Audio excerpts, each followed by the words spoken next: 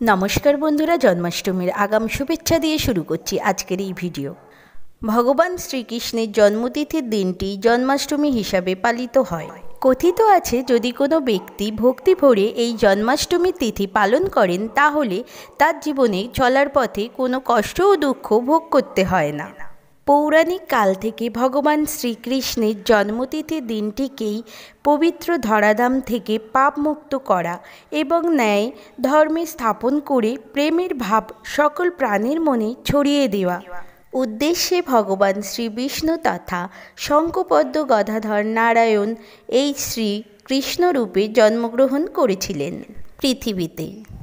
প্রতি বছর ভাদ্র মাসে অষ্টমী তিথি ধরেই জন্মাষ্টমী ব্রত ও উৎসব পালন করা হয়। জন্মাষ্টমীর দিন শ্রীকৃষ্ণের শিশুরূপ নারুগোপাল রূপে পূজিত হয়। এই দিন ব্রতের কিছু নিয়ম মেনে চলা উচিত, তবেই পূরণ হয় সকল মনস্কামনা। 2024 সালে আগত জন্মাষ্টমী পড়তে চলেছে 26শে আগস্ট সোমবার। অষ্টমী মুহূর্ত শুরু হচ্ছে 26শে আগস্ট 2024 রাত্রি 3:30 থেকে। অষ্টমী মুহূর্ত সমাপ্ত হচ্ছে 27শে আগস্ট 2024 রাত্রি 2:20 মধ্যে। এখন জেনে নেওয়া যাক কিভাবে জন্মাষ্টমীর ব্রত পালন করবেন। জন্মাষ্টমীর আগের দিন রাতে নিরামিষ আহার গ্রহণ করতে হয় ও রাত্রি 12টার মধ্যেই খেয়ে নিতে হবে। জন্মাষ্টমীর দিন সকালবেলা স্নান সেরে ভগবান শ্রীকৃষ্ণের সামনে ব্রত পালনের সংকল্প করুন। হাতে একটি তুলসী পাতা রেখে এই সংকল্প করা উচিত। ব্রত পালনের সময় হওয়া কোনো ভুলের জন্য আগে থেকেই ক্ষমা ও প্রার্থনা করে নিন। যে সকল বিবাহিত জাতক জাতিকারা এই ব্রত রাখবেন তারা জন্মাষ্টমীর আগের দিন রাত থেকেই ব্রহ্মচর্য পালন করুন। সাধারণত রাত্রি 12টার পর থেকেই এই ব্রত শুরু হয়। পরের দিন রাত্রি 12টায় শ্রীকৃষ্ণের জন্মের পরপরই তা শেষ হয়। জন্মাষ্টমী পূজা করলে ভগবান শ্রী বিষ্ণুজিরও পূজা করতে হয় এবং ভগবানের কাছে তিল নিবেদন করতে হয়। প্রচলিত বিশ্বাস, এই সময় থেকে মাতা দেবকীর প্রসব বেদনা শুরু হয় এবং রাতে ভগবান শ্রীকৃষ্ণ জন্মগ্রহণ করেন। জন্মাষ্টমীর দিন লক্ষ্মীনারায়ণজিরও পূজা করা উচিত। বাড়ির সদর দরজা পদ্মফুল দিয়ে সাজান। পদ্মফুল শ্রী বিষ্ণুজির খুবই প্রিয় এবং এই ফুলেই দেবী লক্ষ্মীর বাস।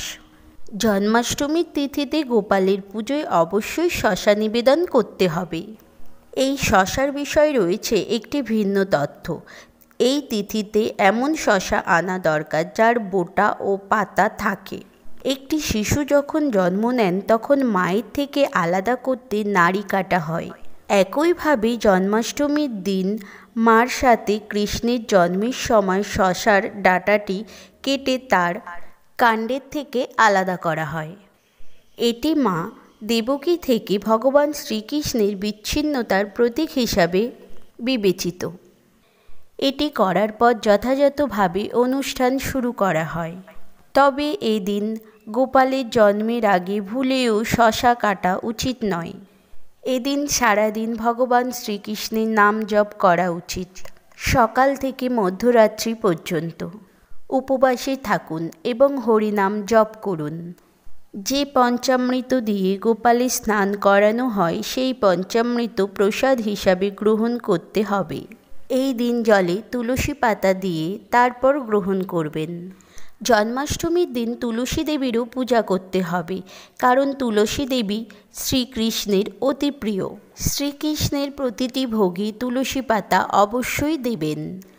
ভিডিওটি যদি উপকারে আসে লাইক ও শেয়ার করতে ভুলবেন না। আমার চ্যানেলে নতুন হলে চ্যানেলটিকে সাবস্ক্রাইব করে রাখবেন এই ধরনের পুজো রিলেটেড ভিডিও পাওয়ার জন্যে।